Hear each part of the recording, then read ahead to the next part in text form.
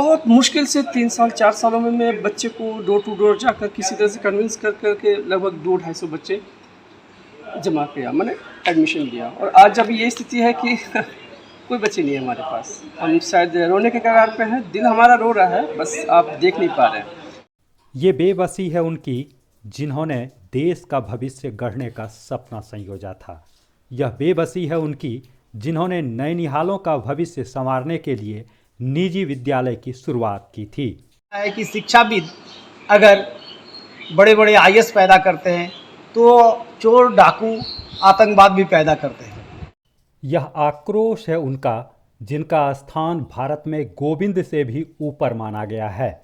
इन बेबसी और आक्रोश का मूल कारण भले ही कोरोना रूपी वायरस हो, लेकिन कोरोना काल में निजी विद्यालय के संचालन को लेकर सरकार की उदासीन रवैया ने इनकी बेबसी और आक्रोश को दुगुना कर दिया है।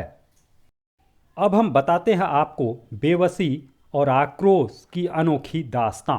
दरअसल चीन से निकला कोरोना वायरस ने पूरे विश्व को अपनी जद में ले लिया। कोरोना की वजह से मार्च 2020 में भारत में लॉकडाउन की घोषणा हुई। ट्रेन से लेकर प्लेन तक और देवालय से लेकर विद्यालय तक बंद रखने का निर्देश दिया गया। हर तरफ अफरा तफरी का माहौल बन गया। बेपटरी हुई शिक्षा व्यवस्था को पटरी पर लाने के लिए ऑनलाइन शिक्षण व्यवस्था की शुरुआत की गई। सरकारी विद्यालय से लेकर निजी विद्यालयों तक में ऑनलाइन पढ़ाई शुरू हुई। अक्टूबर 2020 के बाद कोरोना संक्रमण के बढ़ते मामलों पर अंकुश लगा। धीरे धीरे लोगों की जिंदगी पटरी पर लौटने लगी। शर्तों के साथ यातायात व्यवस्था से लेकर देवालय और सरकारी विद्यालयों के पट खुलने लगे, लेकिन निजी विद्यालय के संचालन को लेकर राज्य सरकार ने कोई आदेश निर्गत नहीं किए। मार्च 2021 में एक बार फिर कोरोना की दूसरी लहर पूरे देश में पैर पसारने लगी। पटरी पर लौट रही व्यवस्था एक बार फिर बेपटरी हो गई। विगत 1.5 वर्षों से कोरोना संकट के दौर में सबसे ज़्यादा परेशान दुमका जिला के निजी विद्यालय के संचालक और उसमें पढ़ने वाले छात्र हैं। अब इनको ही देखिए। इनका नाम मोहम्मद वसीम है। 4 वर्ष पूर्व सरकारी नौकरी की आस छोड़कर पिता की अर्जित संपत्ति से इन्होंने निजी विद्यालय का संचालन शुरू किया। पढ़ाई का तरीका अच्छा था तो धीरे धीरे छात्रों की संख्या भी बढ़ने लगी। इन्हें लगा कि चलो पढ़ लिख कर नैनिहालों का भविष्य तो संवार रहे हैं, लेकिन 1.5 वर्षों से विद्यालय में ताला लटका हुआ है। ऑनलाइन पढ़ाई तो करा रहे हैं, लेकिन परिवार के साथ साथ विद्यालय संचालन के लिए रुपये की ज़रूरत है, वो ऑनलाइन पढ़ाई से नहीं हो रहा है।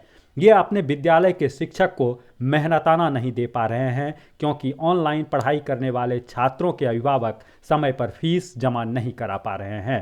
अभिभावक भी कोरोना की मार से त्रस्त हैं। ये जीवन के उस पड़ाव पर हैं जहां कुछ नया करने की सोच भी नहीं सकते, क्योंकि इनके पास अर्थाभाव है। तो स्वाभाविक है कि ये अपनी बेबसी पर आंसू बहाने के सिवाय और कुछ नहीं कर सकते, लेकिन इनकी आंसू आंखों के बजाय दिल से आह बनकर निकल रही है, जिसे कोई देखने वाला नहीं। अभी हम शायद काम ढूंढने के लिए निकले हुए थे, अभी कुछ है नहीं हमारे पास। 2 साल पारिवारिक की स्थिति बहुत डामाडोल हो गई है। पापा रिटायर कर गए हैं, बहुत मुश्किल चल रही है। हाँ, स्कूल था तो एक किसी तरह से बैलेंस में थे हम लोग की, कुछ आ जाता था, सब चीज़ मेंटेन था।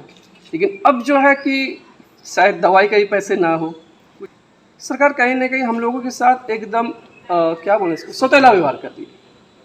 आपने मॉल खोलने का तो आदेश दिया 50%, हॉल का भी दिया आदेश। जहाँ यहाँ से समाज को कोई बेनिफिट नहीं है, वहाँ पे आप एकदम खड़े हैं।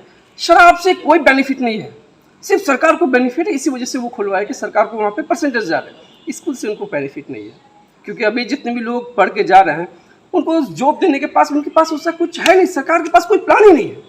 प्लान रहे तो कोई मैंने होता नहीं कि हाँ हमारे पास 10,000 हर साल हम जॉब दे रहे हैं। आज मुझे नहीं लगता है कि 2 सालों में हमको लगता है कि 100 आदमी को भी जॉब नहीं मिला। मुश्किल है, बहुत मुश्किल है। तो सरकार चाह रहे हैं, हमको लगता है कहीं ना कहीं यह है कि एजुकेशन खत्म ही हो जाए। बेबसी के बाद अब आक्रोश की भी एक वानगी देखिए। ये हैं तरुण कुमार।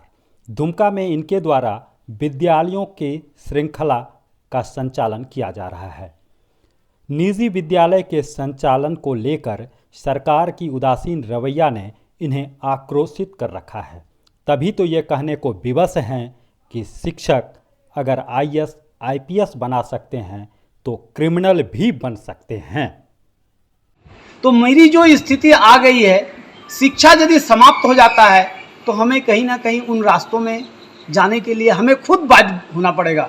जिस रास्ते में हम बच्चे को मना करते हैं उसको सही रास्ते दिखलाते हैं।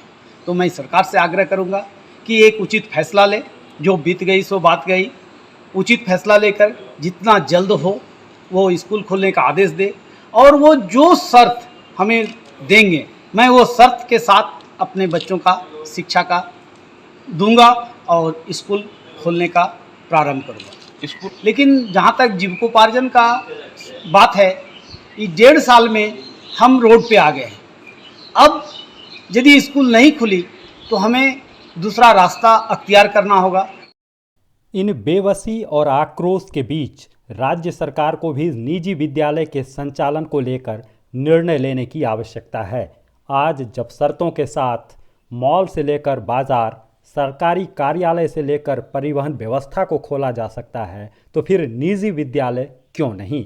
क्या सरकार कोरोना की संभावित तीसरी लहर का इंतजार कर रही है? अगर तीसरी लहर आती भी है तो सरकार के एक आदेश मात्र से निजी विद्यालय को फिर से बंद किया जा सकता है। आवश्यकता है सरकार को इस मुद्दे पर पुनर्विचार कर निर्णय लेने की।